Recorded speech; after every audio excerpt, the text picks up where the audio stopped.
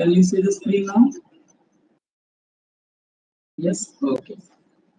So student, let us start. What was the last point we discussed? I think on Monday last. We were actually discussing about hire purchase agreement. Am I right? Yes.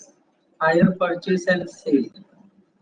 इसको लेकर हम distinguish पढ़ने वाले हैं आज, but उसके पहले बच्चों we were discussing about the concept hire purchase agreement, या तो फिर हायर या तो परचेस, बराबर है। एंड बच्चों ये सेल, अपना जो गुड सेल होता है ना, एक्चुअल सेल, इससे डिफरेंट कैसे है? हमारे contract of sale and hire purchase में डिफरेंस यही है, बहुत बड़ा डिफरेंस यही है कि कॉन्ट्रैक्ट ऑफ सेल में जब एक्चुअल सेल होता है तो ownership immediately gets transferred. Ownership मतलब property, property in goods get immediately transferred from seller to buyer, and under hire purchase agreement the property will be transferred or ownership will be transferred at on payment of last installment. Am I right, student? That was the point we have discussed last lecture. Okay. तो बच्चों हम लोगों ने उसका पूरा concept भी समझ लिया था कि जो व्यक्ति गुड्स लेके जाता है हायर परचेस पर, उसे ऑप्शन मिलता है कि या तो वो सारे इंस्टॉलमेंट पे करके ओनर बन जाए या बीच में इंस्टॉलमेंट पे करना बंद कर दे, बराबर है। बीच में इंस्टॉलमेंट पे करना बंद कर देगा तो गुड्स का जो रियल ओनर है कि नहीं, वो आके गुड्स वापस लेके जाएगा एंड जितना भी इंस्टॉलमेंट मिला है उसको वो हायर चार्जेस अजम्पशन कर लेगा। बच्चों यही डिस्कस किया था हमने, सही है? ओके। तो एक काम करते हैं बच्चों, भी प्रिंटेड नोट्स में आके इसका डिस्टिंग्विश क्या है बच्चों वो भी पढ़ लेते हैं। जरा देखो, प्रिंटेड नोट्स आपके सामने आ गया बच्चों, अभी प्रिंटेड नोट्स दिख रहा है अभी सबको?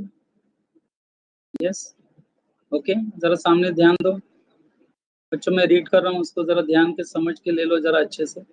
कॉन्सेप्ट तो मैं क्लियर कर चुका हूँ, उसमें कोई डाउट नहीं है, बट ये थोड़ा रीडिंग में करता हूँ। देखो बच्चों, कल ये हमने पढ़ा था, याद करो। ए एंड बी मैंने सिर्फ छोड़ दिया था, बाकी मैंने रीड कर लिया था, तो वापस एक बार रीड कर लेता हूँ। Hire purchase agreements are governed by hire purchase act 1972। बच्चों इसका मतलब hire purchase agreements, they are not covered under sale of goods act. Try to understand, ये सेल ऑफ गुड्स एक्ट में कवर्ड नहीं है। हायर परचेस एग्रीमेंट के लिए हमारी गवर्नमेंट ने अलग से कानून बनाया, एक्ट बनाया है। वो एक्ट का नाम आपके सामने दिख रहा है, देखो, hire purchase act 1972। The term hire purchase agreement means agreement under which goods are let on hire. Actually दिया जाता है भाड़े पर, एंड जिसको दिया जाता है उसे ये ऑप्शन के साथ दिया जाता है सामान कि देख भैया, तू अगर इसको परचेज भी करना चाहे तो भी तेरे लिए ये ऑप्शन ओपन है। बस परचेज करने के लिए तुझे क्या करना है, सारे इंस्टॉलमेंट का पेमेंट करना है। तो जब लास्ट इंस्टॉलमेंट पे कर देगा तो तू ऑटोमेटिकली गुड्स का ओनर बन जाएगा। एंड बीच में तूने कॉन्ट्रैक्ट टर्मिनेट किया तो हम तेरे से सामान वापस ले लेंगे एंड तेरा पे किया हुआ जो इंस्टॉलमेंट है उसको हम हायर चार्जेस मान के रख लेंगे। आपको समझा बच्चों आइडिया क्या थी?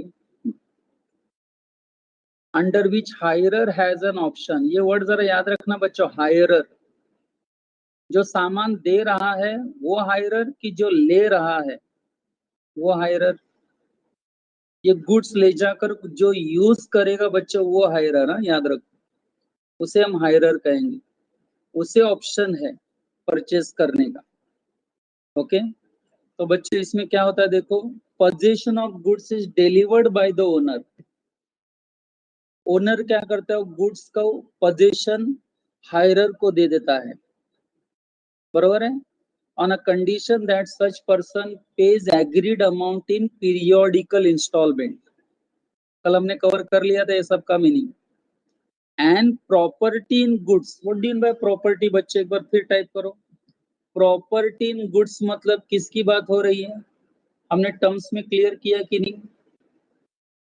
And property in goods is to pass to such person on the payment of last installment।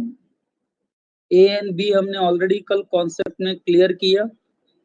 And C क्या कह रहा है, सच पर्सन, यानी बच्चों मैं हायरर की बात कर रहा हूं।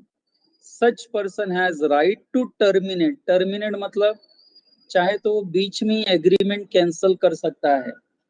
आपको पता है वो कैसे कैंसिल करेगा? यस, जो सामान लेके गया है वो किस प्रकार से इसे टर्मिनेट करेगा? यस, बहुत ही लॉजिकल क्वेश्चन है।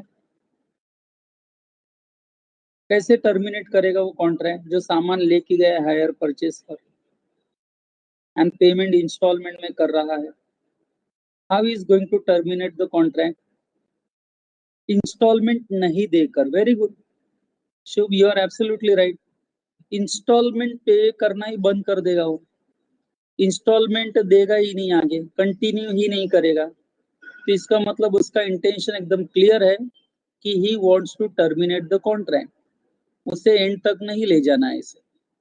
तो such person has right to terminate the agreement at any time before property so passes. And as you know, property passes in this type of agreement only on the payment of last installment. Am I right, student?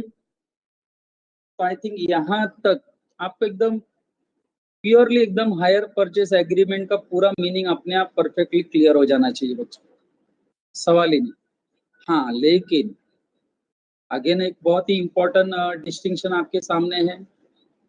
ये जो हम बोलते हैं ना contract of cell में जो cell होता है ना, सेल एंड हायर परचेस में एग्जैक्टली किस पॉइंट को लेकर डिफरेंस है बच्चों? What are the different basis of difference,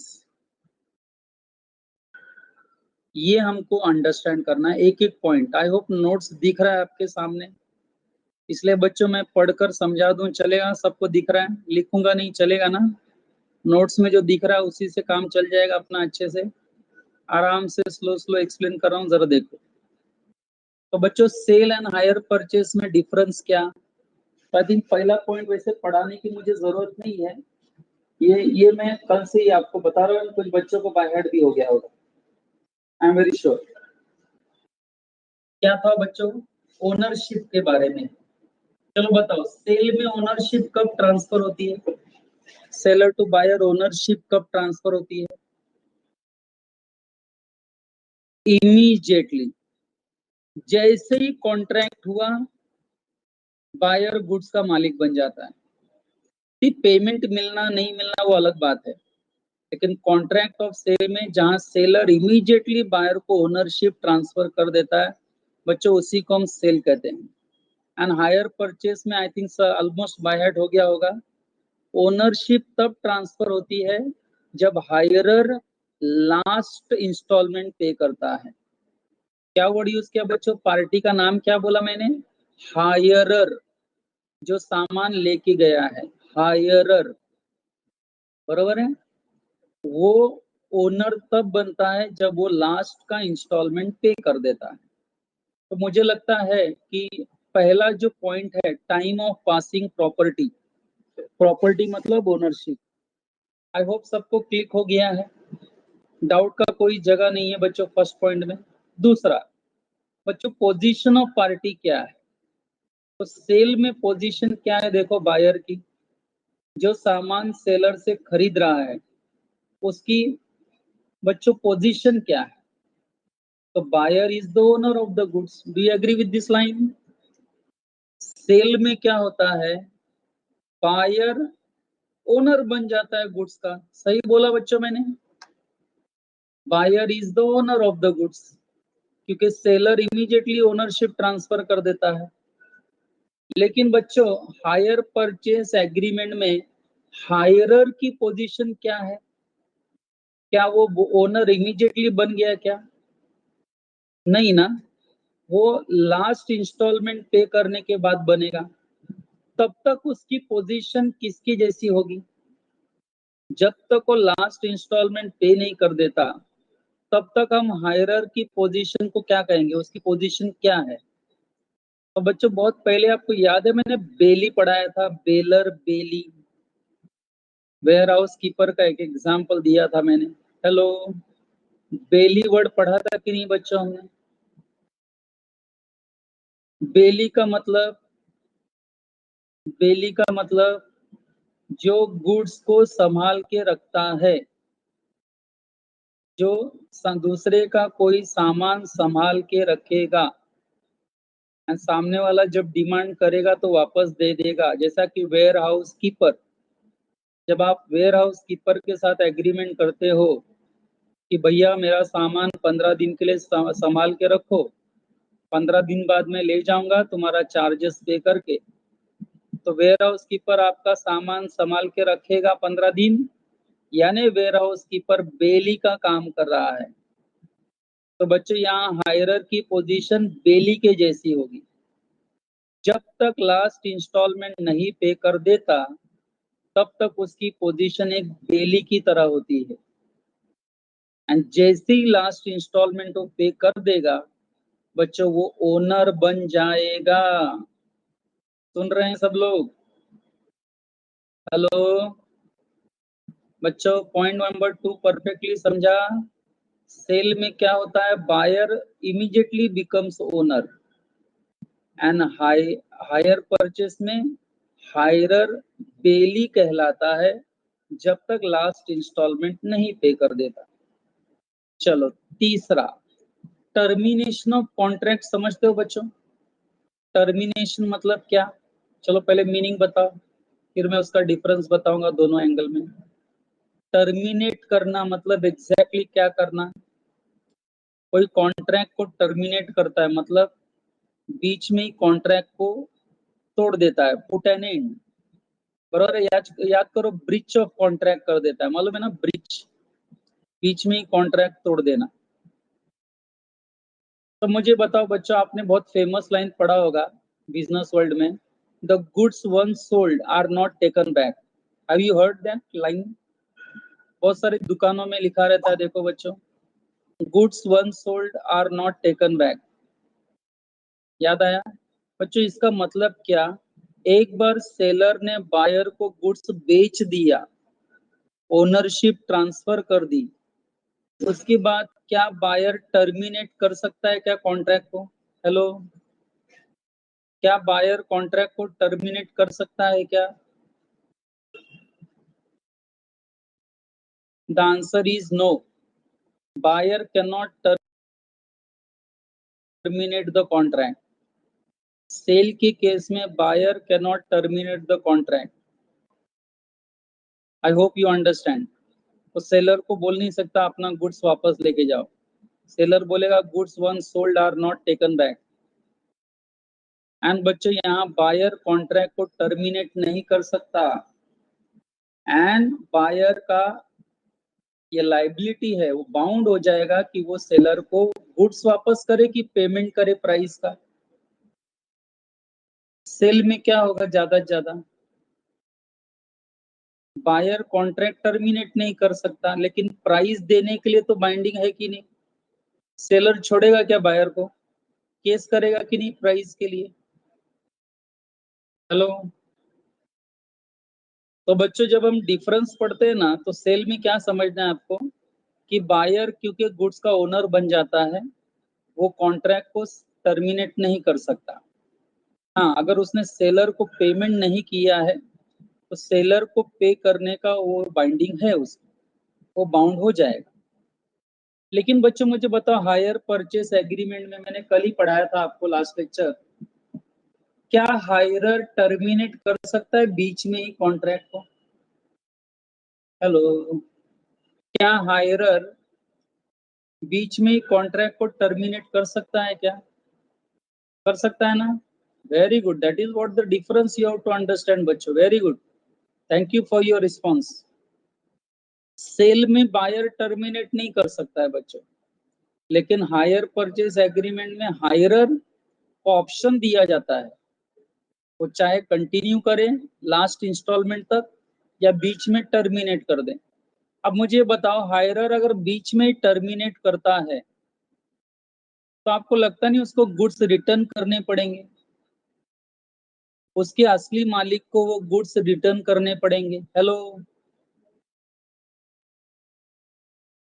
return करने पड़ेंगे कि नहीं? हाँ, मेरा सवाल ये है कि गुड्स रिटर्न तो कर देगा, लेकिन बाकी के बचे हुए इंस्टॉलमेंट देने के लिए क्या वो बाइंडिंग है क्या? बाकी का इंस्टॉलमेंट देने के लिए क्या वो बाइंडिंग है क्या? नहीं बच्चों, I think you are getting the difference. Okay, sale में क्या डिफरेंस है एंड हायर परचेस में क्या डिफरेंस है बच्चों? तो सेल में buyer can not terminate the contract and is bound to pay the price to the seller, whereas बच्चे under hire purchase agreement hirer has an option to terminate the contract, and मान के चलो if he terminates the contract he has to return back those goods to the true owner without any further liability to pay that remaining installment। बच्चों fast तो नहीं जा रहा हूं ना मैं? समझ में आ रहा है सबको अच्छे से? हेलो, फास्ट जा रहा हूं तो बोलना हाँ बच्चों। हाँ, ध्यान दो बच्चों, चौथा पॉइंट अगर हम पढ़े, स्क्रीन पे दिख रहा है देखो आपके, burden of risk of insolvency of buyer. First of all you tell me, do you understand the word insolvency now? Insolvent बच्चों, आपने बिल ऑफ एक्सचेंज नाम का टॉपिक पढ़ा है बहुत हाई लेवल पर अकाउंट्स में। मुझे ये बताइए कि बायर सेलर से गुड्स लेके गया एंड बायर ने सेलर को क्या कहा कि I will pay you money after 2 months. तो सेलर ने बायर के ऊपर बिल ड्रॉ कर दिया।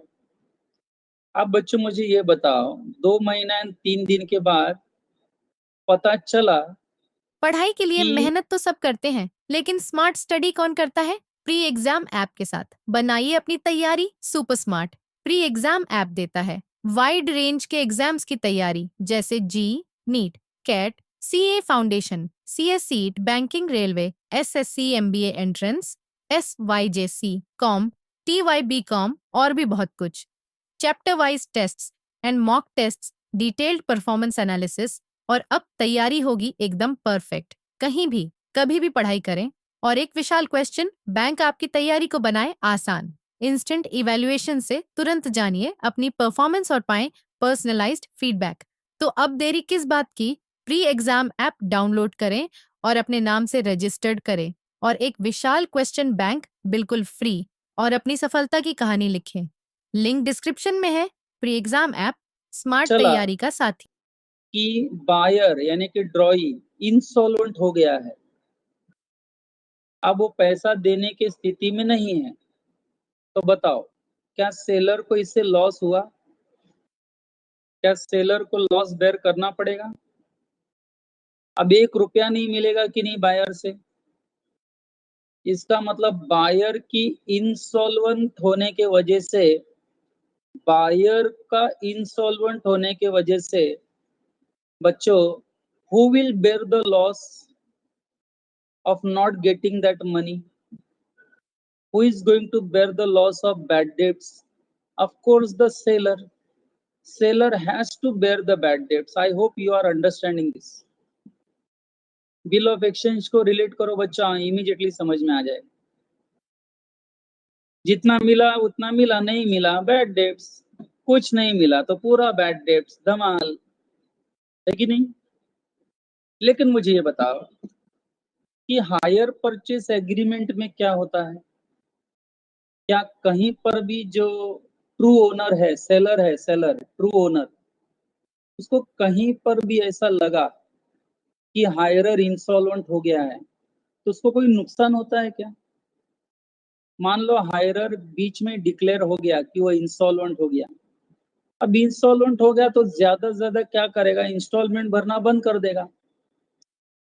तो बच्चों ये ट्रू ओनर क्या करेगा, आके सामान लेके जाएगा कि नहीं अपना? उसको सामान भी मिल गया अपना वापस, गुड्स भी रिटर्न आ गया। एंड बच्चों 2-3 इंस्टॉलमेंट मिले थे, वो भी फायदा हो गया। हुआ कि नहीं हुआ? तो बच्चों हायर परचेस एग्रीमेंट में I don't think so the real owner of the goods bears या हैज एनी रिस्क। क्यों? अगर हायरर इंसॉल्वेंट हो भी जाता है तो रियल ओनर जाके गुड्स को रिटर्न लेके आता है बच्चों, बरोबर है। एंड रिमेनिंग इंस्टॉलमेंट तो भरेगा नहीं, वो तो मालूम है हमको। एंड बाकी जो इंस्टॉलमेंट मिला उसे हायर चार्जेस ट्रीट कर लेगा बच्चों। दोनों तरफ फायदा ही फायदा है हायर परचेस एग्रीमेंट में। तो बच्चों मैं रीड करता हूं, देखो ये बर्डन ऑफ रिस्क। सेल में क्या लिखा है, the seller takes the risk of any loss resulting from insolvency of the buyer. बात सही है। बायर फ्यूचर में इंसॉल्वेंट हो जाए तो सेलर को पैसा मिलेगा नहीं बच्चों, यानी बायर की इंसॉल्वेंसी की वजह से सेलर को लॉस हो गया। ओके, हाँ दिशा क्या डाउट है? तो वो रिटर्न गुड्स सेकंड हो गया, होगा क्या? सेकंड मतलब second hand.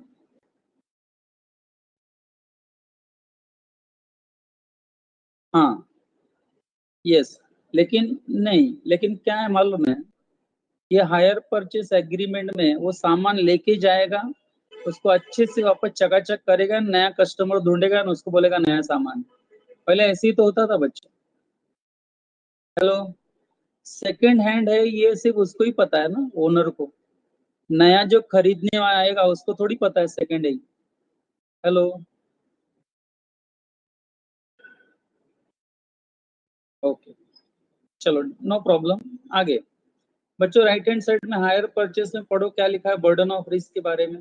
The owner takes no such risk for if the hirer fails to pay an instalment the owner has right to take back the goods.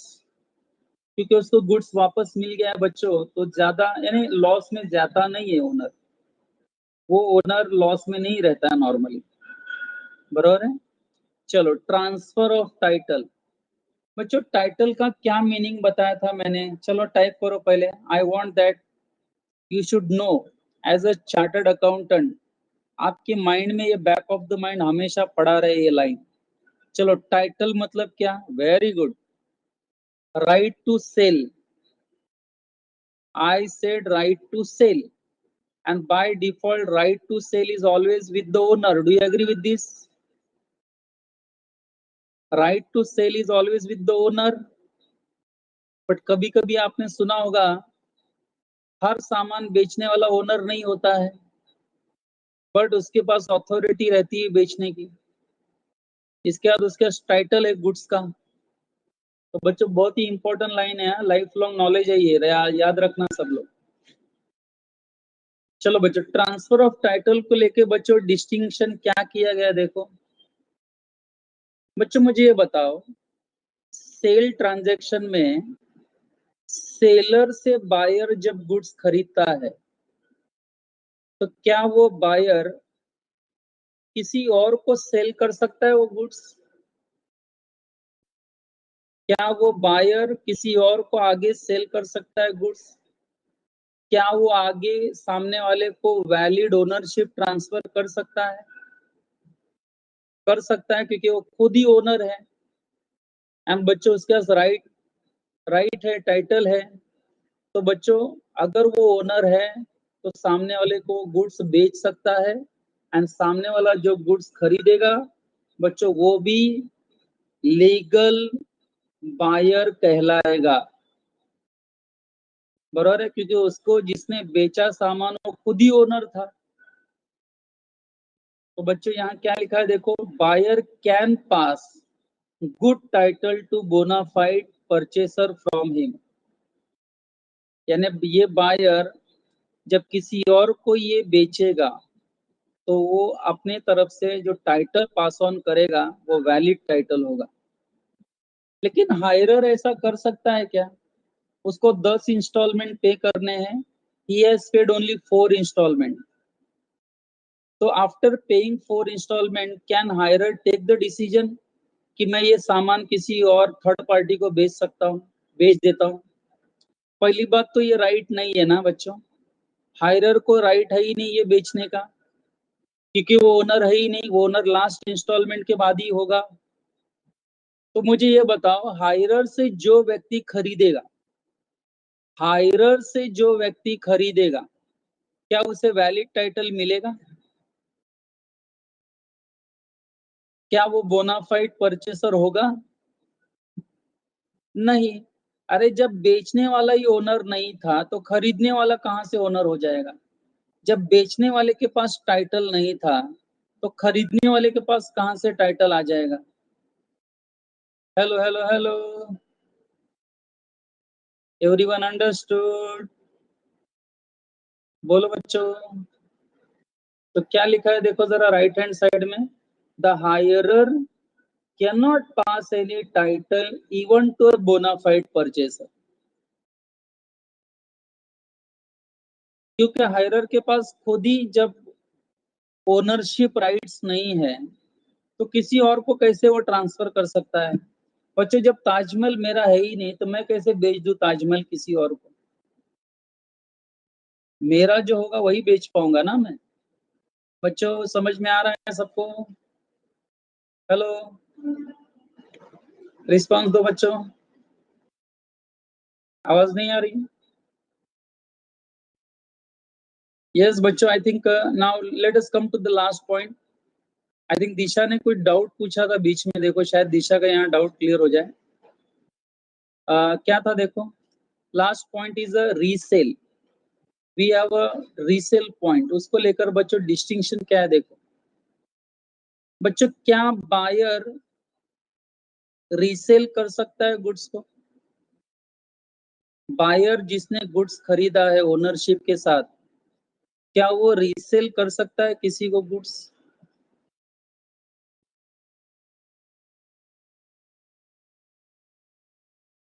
हाँ, क्यों नहीं कर सकता बच्चों, जब वो ओनर है तो रीसेल कर ही सकता है ना। रीसेल समझ गया ना? हेलो, अभी आवाज आ रही है बच्चों?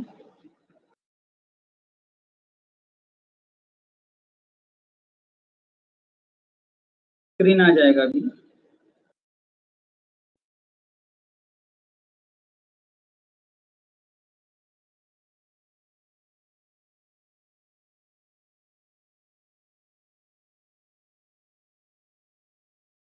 हाँ बच्चों, स्क्रीन आ गई देखो,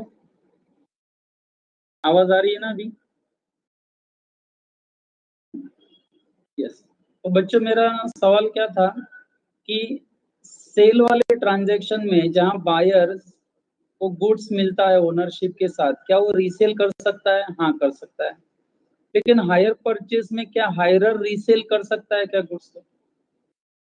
तो समझ के आंसर देना, क्या हायरर रीसेल कर सकता है? ओम जरा और सोचो। आंसर हाँ भी है ना भी है। ना कब तक? कब तक वो रीसेल नहीं कर सकता? हाँ मैंने मान लिया, चलो वो रीसेल नहीं कर सकता कब तक? Unless and until he has paid all the instalment. Very good Om, अभी सही है। That means once he pays all the instalment, once he pays all the installment he will become owner and owner has right to resell। लेकिन जब तक सारे instalment नहीं भरेगा, नितिन ने लिखा है देखो, वेरी गुड, जब तक सारे इंस्टॉलमेंट वो नहीं भरेगा तब तक उसे वो गुड्स रीसेल करने का राइट्स नहीं मिलेगा। I hope everyone understood? Yes. तो बच्चों ये दोबारा आप लोग रीड करेंगे तो सबको समझ में आ जाएगा all the points. Only 6 points of difference. बच्चों जरा रिस्पॉन्स दो, ये दोबारा पढ़ेंगे जब रिवीजन करने के लिए तो समझ में आ जाएगा सबको। और शैल आई डिस्कस इट अगेन?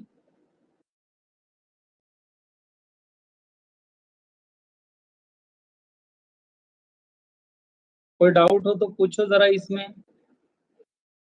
कल से शुरू किया था हमने हायर परचेस के बारे में पढ़ने को, आज डिफरेंस से खत्म किया उसको। अच्छा, क्या है लास्ट डाउट, क्या है? अच्छा, अप टू लास्ट इंस्टॉलमेंट, ठीक है।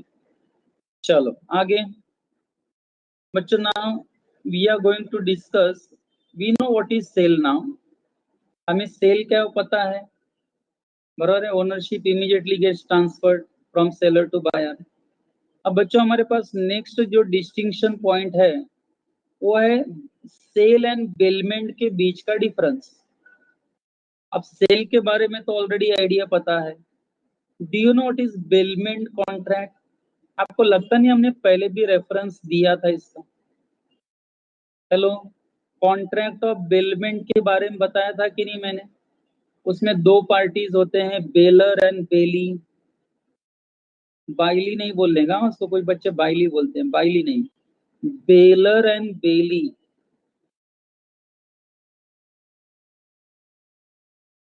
कॉन्ट्रैक्ट ऑफ बेलमेंट याद है बच्चों? तो बच्चों मैं आपको बता दूं, कॉन्ट्रैक्ट ऑफ बेलमेंट, जरा ध्यान से सुनो, बेलमेंट का मतलब क्या।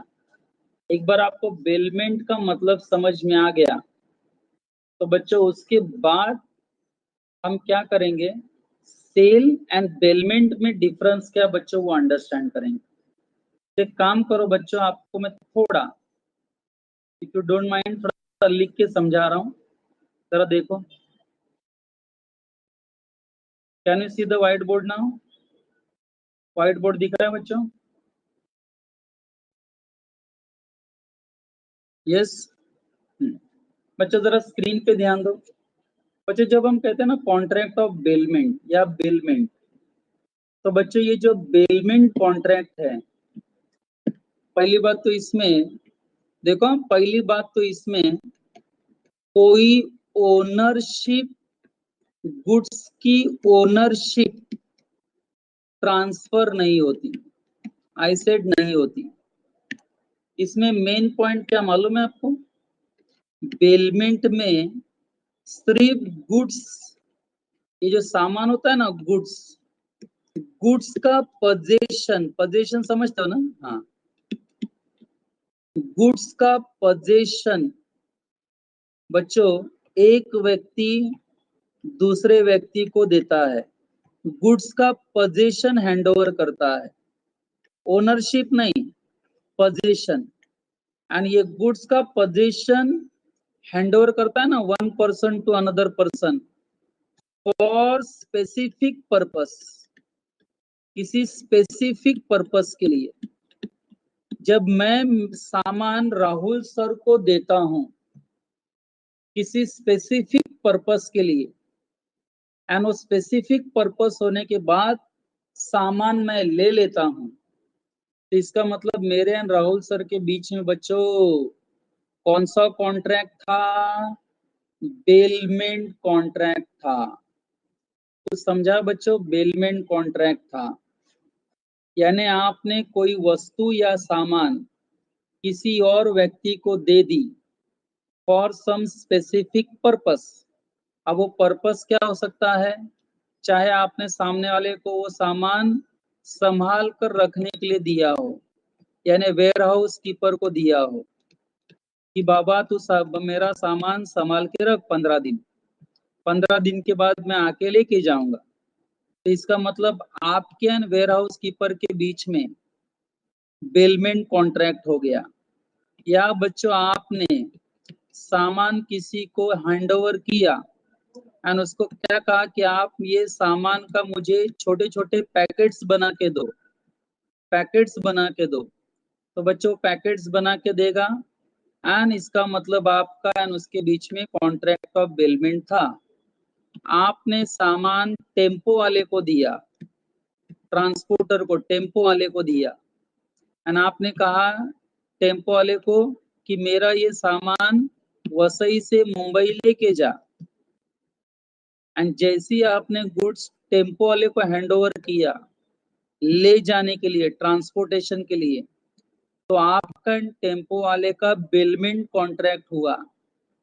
तो क्या आप टेम्पो वाले को ओनरशिप दे रहे हो क्या गुड्स की? हेलो हेलो हेलो, क्या आप गुड्स की ओनरशिप दे रहे हो क्या? नहीं, आप केवल पोजीशन दे रहे हो गुड्स का, and that also for some specific purpose, and that specific purpose can be transportation, it can be for transportation, it can be for warehouse keeping, it can be for making any packets and all, बरोबर है, कुछ भी हो सकता है. Is that okay students? Bailment समझ में आया? तो बच्चों कॉन्ट्रैक्ट ऑफ बेलमेंट में दो पार्टीज होती है, बरोबर है.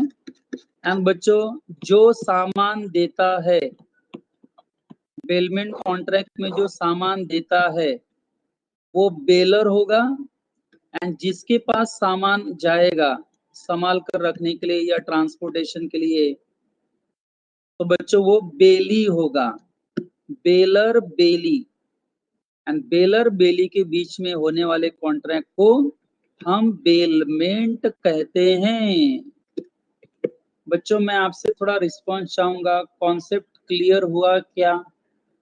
Hello hello hello hello, concept clear हुआ क्या? Are you sure? सभी को समझा? बेलर बेली क्लियर हुआ?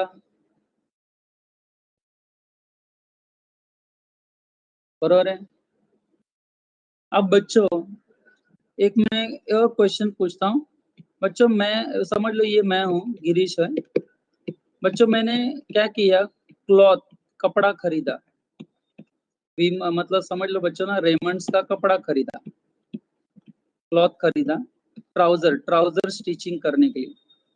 एंड बच्चों वो क्लॉथ लेकर मैं टेलर के पास आया, कपड़े सिलता है ना टेलर, एंड टेलर को क्लॉथ दे दिया, एंड टेलर ने क्लॉथ लेकर मेरा मेजरमेंट ले लिया एंड कहा कि सर 15 दिन बाद आओ, आपको मैं ट्राउजर रेडी करके दूंगा. बच्चों मुझे ये बताओ, क्या मैंने क्लॉथ टेलर को बेचा क्या? हेलो, बेचा क्या? नहीं. उसको एक पर्पस के लिए दिया है कि नहीं वो सामान मैंने?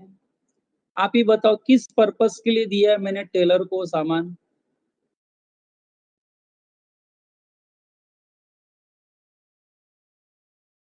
क्या किस पर्पस के लिए दिया है मैंने? स्टिचिंग पर्पस है कि नहीं? ट्राउजर सिला रहा हूं. तो बच्चों आपको लगता नहीं स्टिचिंग होने के बाद वो सामान वो वापस मुझे दे देगा एंड अपना चार्जेस ले लेगा? तो चलो बताओ आपको क्या लगता है, ये मेरे एंड टेलर के बीच में जो हुआ है बच्चों, don't you think it is bailment? Bailment contract है बच्चों. इसमें बेलर कौन है? टाइप करो बेलर कौन. Who is baler? Who is baler?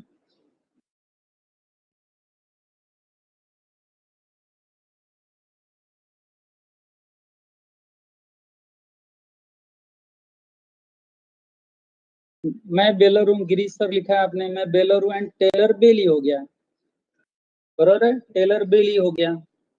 बच्चों मुझे लगता है कि अभी कॉन्सेप्ट मैं क्लियर कर चुका हूँ. एंड नाउ बच्चों let us start with the notes and let us try to understand the difference. Okay so बच्चों I will come to the CA institute notes. Screen आपके सामने आ चुकी है बच्चों, प्रिंटेड नोट्स की.